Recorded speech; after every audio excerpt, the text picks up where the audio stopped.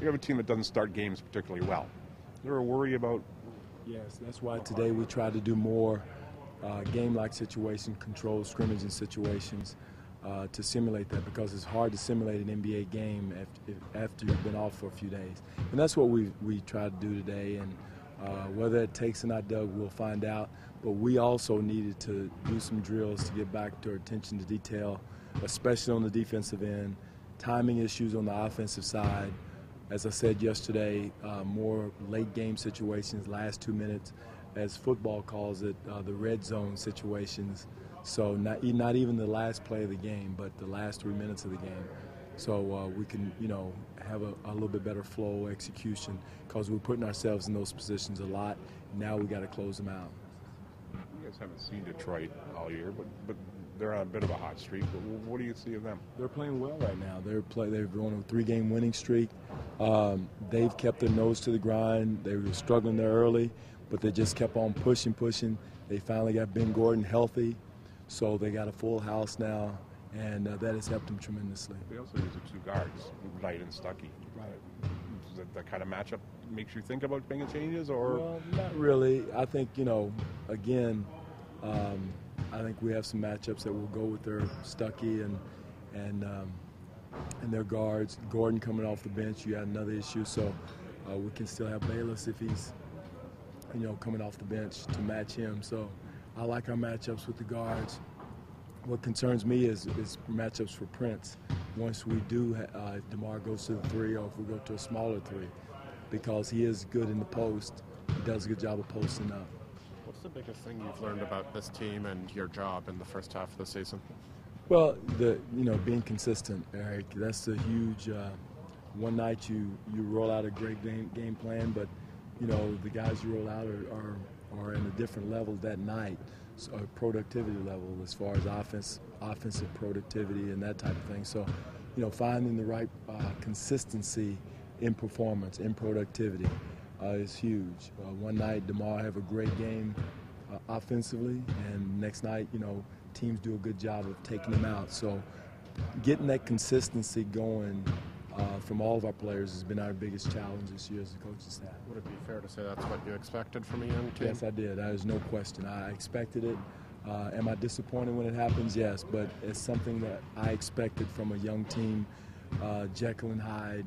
I saw that early in practice, in training camp, in a couple exhibition games. So not totally surprised, but still trying to push to get to that level of consistency that we got to have and we need to have to be a playoff team. For everything that you're trying to put in there, notably the defensive sets, the zone, have they absorbed as much as you thought they would at this point? Yes, defensively they picked up the zone quicker than I thought. There's some nuances in it that we haven't grasped, but again, yesterday and today have been 2 great days for us to work on stuff. I really feel like if we've had more practice days, we could have gotten more in as far as different zones, maybe a zone back into a matchup man-to-man, man-to-man into a zone situation, just different nuances that we could mess with the zone that a veteran team that's been together for a while or a staff that's been together that's had a full training camp can do. Is that the sort of thing that might have to wait until next training camp? No question. It's going to wait till next training camp, because the worst thing we could do now is add more defensive schemes until we are, near perfect on what we're trying to do now. And Lord knows we're not nowhere near perfect as far as our